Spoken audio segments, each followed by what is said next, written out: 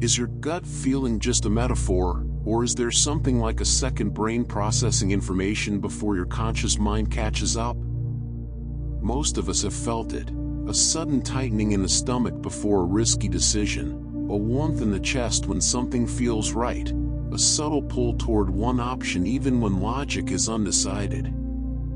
Some traditions say, follow your heart. Others say, trust your gut. But modern life trains us to distrust anything that isn't a spreadsheet. In this episode, we're going to calm the hype, keep it grounded, and explore what science actually says about intuition through two lenses. First, the enteric nervous system, the gut-brain, a massive network of neurons embedded in your digestive tract. Second, neurocardiology and the heart math-style idea of coherence, how heart rhythms, breathing, and attention can change your state, your perception, and your decision-making. We'll connect the ancient language to modern mechanisms, interoception, your brain's ability to sense the internal state of your body, and how those signals inform emotion, prediction, and choices. Then we'll do a short, 3-minute heart-focused breathing practice you can use anytime you need clarity, calm, or a reset. Before we start, this is not medical advice. Nothing here diagnoses or treats any condition. If you have a heart condition, serious anxiety or panic disorder, trauma history, or anything that makes inward focus difficult, go gently. If at any point you feel dizzy or distressed, stop, return to normal breathing, and ground yourself by looking around the room and naming a few things you see. Now, let's begin with a simple reframe. When people say intuition, they often mean one of two things. 1. Unconscious pattern recognition. Your brain has learned 1,000 tiny cues from past experience, and it can generate a fast something is off signal before you can explain why. 2. Interoceptive guidance, bodily signals that represent your internal state in response to a situation. The body reacts to a possibility, and the mind reads that reaction as meaning. Sometimes that meaning is wise. Sometimes it's a trauma pattern. Sometimes it's hunger, caffeine, or poor sleep pretending to be prophecy. The goal of this episode is not to turn intuition into mysticism, and not to dismiss it as nonsense. It's to become more skillful, to sense internal signals clearly, interpret them carefully, and test them against reality. Inside your digestive tract is a vast network of neurons called the enteric nervous system. It contains on the order of hundreds of millions of neurons, often compared to the spinal cord in complexity, and it can operate semi-independently. It coordinates digestion, motility, secretion, and local reflexes without needing constant commands from the brain in your skull. That's why scientists sometimes call it the second brain. But here's the important nuance. The enteric nervous system is not a second conscious mind with opinions about your career. It's not thinking in language. Its primary job is regulation, keeping your internal environment stable and responding to what you eat, stress signals, hormones, and immune activity. So why does the gut feel so connected to emotion and intuition? Because your gut is densely wired to your central nervous system through pathways like the vagus nerve, and because the gut is a major sensory organ. It constantly sends information upward about inflammation, nutrient status, mechanical pressure, microbial signals, and more. And your brain uses that information to build an internal model. How safe am I? How energized am I? How threatened am I? That internal model heavily influences your mood, your attention, and how you interpret the world. This is where gut feeling starts to make sense scientifically. In many cases, what feels like intuition is your body signaling a state change, tightening when anticipating threat, heaviness when overloaded, openness when relaxed and resourced. Now let's talk about the heart. Your heart is not just a pump. It's richly innervated, it communicates with the brain, and it's deeply tied to your autonomic nervous system, the system that balances stress and relaxation. There's a legitimate scientific field called neurocardiology that studies the heart-brain relationship, how heart signals influence brain function, and how brain states influence heart rhythm. One measurable marker of this relationship is heart rate variability, HRV. HRV is the variation in time between heartbeats. Contrary to what many people assume, a perfectly steady heartbeat is not the ideal. Healthy regulation looks like flexibility, the ability to adapt beat-to-beat timing to demands. HRV is often used as a proxy for autonomic flexibility and stress resilience, though it's not a single magic number and it varies across individuals. Here's the key idea: your heart rhythm is not random noise. It's part of your nervous system's state signature. When you're anxious, your heart rhythm patterns often become more jagged and erratic. When you're calm and focused, the rhythm often becomes smoother and more ordered, especially when your breathing is slow and steady. HeartMath popularized the term coherence to describe these more ordered rhythm patterns, typically achieved through heart-focused breathing and positive emotional states. While some HeartMath claims about electromagnetic fields and long-distance information transfer can be overstated in popular culture, the core practical element, that paced breathing and emotional self-regulation can shift HRV patterns and subjective state, is broadly consistent with mainstream physiology. So here's the grounded takeaway: whether or not you love the branding, heart-focused breathing is a reliable state change tool. It can reduce stress arousal, improve clarity, and make it easier to access subtle interoceptive cues without being hijacked by panic or rumination. Now we bring the pieces together. Interoception is your brain's sensing of the internal state of the body. That includes signals from the heart, lungs, gut, and more. Your brain doesn't just receive these signals, it interprets them, predicts them, and uses them to guide behavior. A powerful way to think about this comes from predictive processing models. The brain is constantly estimating what is happening, using both external inputs and internal bodily inputs. Attention can change the weight, or precision, of a signal. If you focus on the heart, heart sensations become more salient. If you focus on the gut, gut sensations come forward. If you're stressed, threat signals may be amplified. If you're calm, you may notice subtler cues. Intuition, in this view, is often a fast, embodied prediction, a summary signal that says, "This seems safe, this seems off, this matters, this doesn't." But here's the crucial point: intuitive signals are not always accurate about the external world. They are accurate about your internal state. They tell you what your nervous system believes, based on your history, conditioning, and current physiology. That's why some people's intuition screams danger in safe situations, because their nervous system learned that pattern. That's why someone can feel a bad vibe around a person who is simply unfamiliar, a learned bias masquerading as wisdom. And that's why training interoception plus emotional regulation matters. It helps you tell the difference between a clean signal and a noisy one. So how do we train intuition responsibly? We don't worship it. We calibrate it. We make the signal clearer by regulating physiology. We interpret the signal with humility.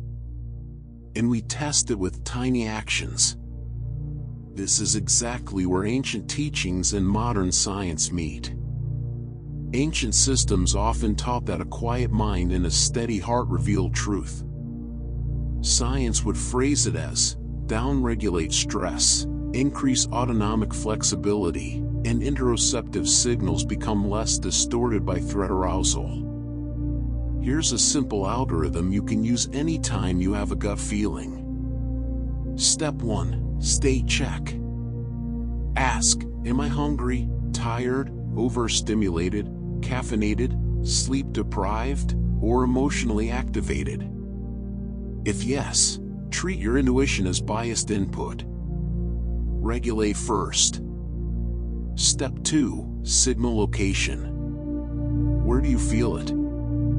Gut, chest, throat, face.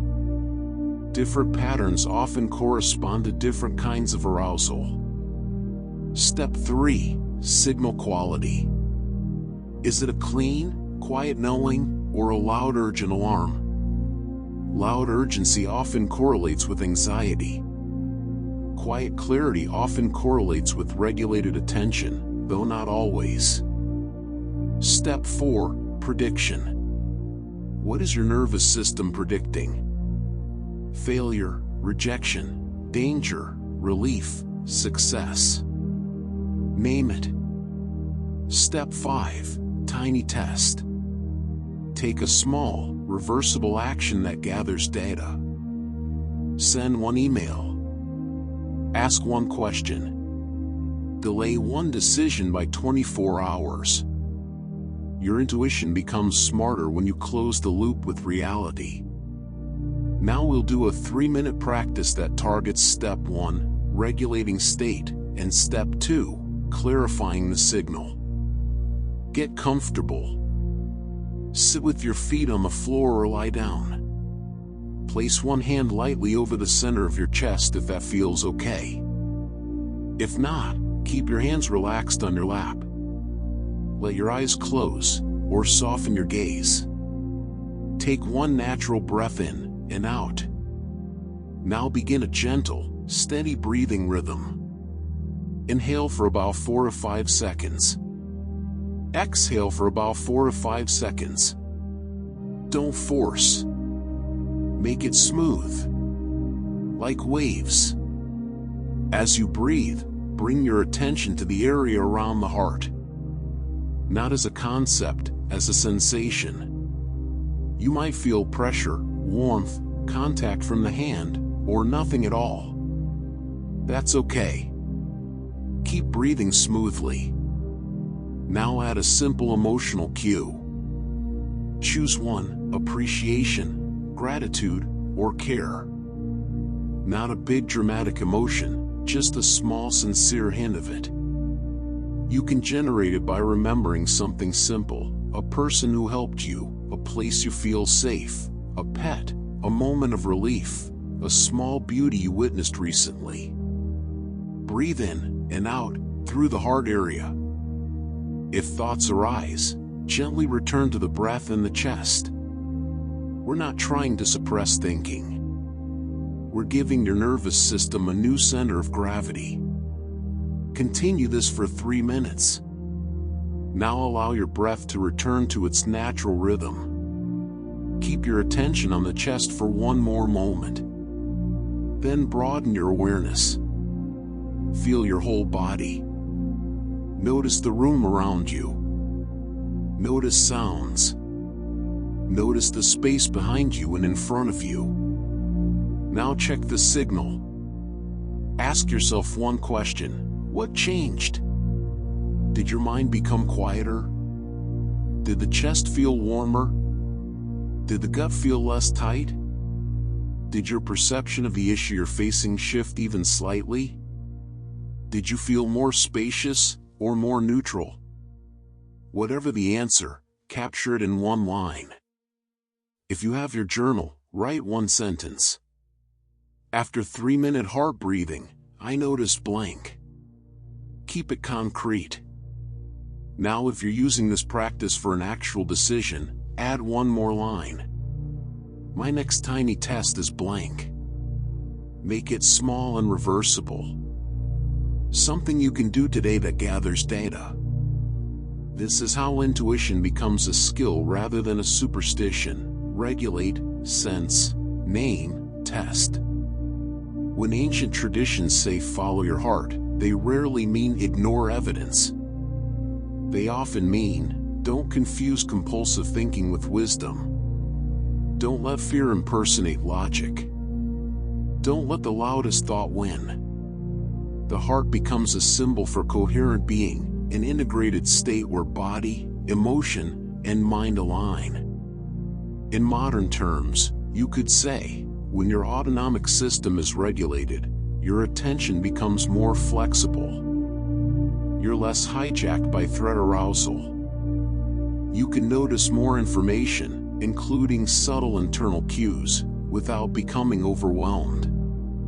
That doesn't guarantee correct decisions, but it improves the quality of the decision-making process. And it changes your relationship with uncertainty. Instead of demanding perfect certainty, you run small experiments, and your nervous system learns, I can handle not knowing. That alone can feel like intuition awakening. Let's clear up 3 common myths. Myth 1, intuition is always right. No. Intuition is fast. It can be wise when trained and when based on rich experience. It can be wrong when it's driven by anxiety, bias, or insufficient data. Myth 2, if it feels good, it's true. Not necessarily. Sometimes comfort is avoidance. Sometimes discomfort is growth. You need tests. Myth 3, the heart's electromagnetic field proves psychic abilities. The heart does generate measurable electrical and magnetic activity, but claims beyond that need careful evidence. You don't need extraordinary claims to get extraordinary value from heart-focused breathing. The physiological pathway is enough. If you want to turn this into a simple training plan, here's a 1-week challenge. For 7 days. Once per day, do the 3-minute heart-focused breathing practice. Then write 2 lines. State before practice, blank. Signal after practice, blank. Then choose one tiny test aligned with your day.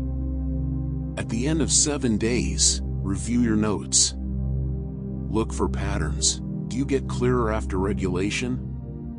Do certain choices consistently feel tight in the gut and later turn out costly? Do some bad feelings dissolve when you regulate, suggesting they were anxiety rather than warning? This is how you build trust in your intuition the right way, not blind belief, repeated calibration. So is your gut feeling just a metaphor? No.